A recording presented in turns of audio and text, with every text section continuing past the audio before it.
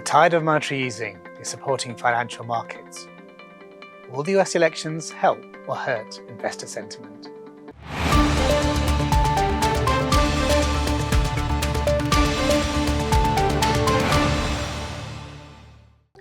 Financial markets continue to make new highs this year, as central banks cut interest rates across the globe. In the US, the Federal Reserve surprised investors by reducing its Fed funds rate by 50 basis points in September, from 23-year highs of 5.25% to 5.5%. Officials have become less concerned about inflation as consumer price rises have fallen closer to the Fed's 2% target.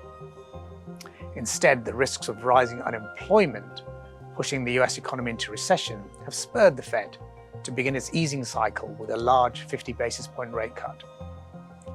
We think the Fed will now follow up its September move by reducing its Fed funds rate further by 25 basis points each at its next four meetings to March.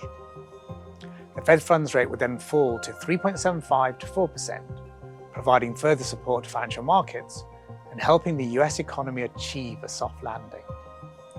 We also see other central banks continue to cut interest rates too as inflation eases.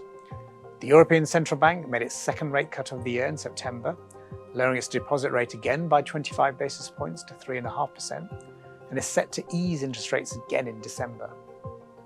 The Bank of England began cutting interest rates by 25 basis points in August from 5.25%, and is set to make another 25 basis point reduction to 4.75% in November.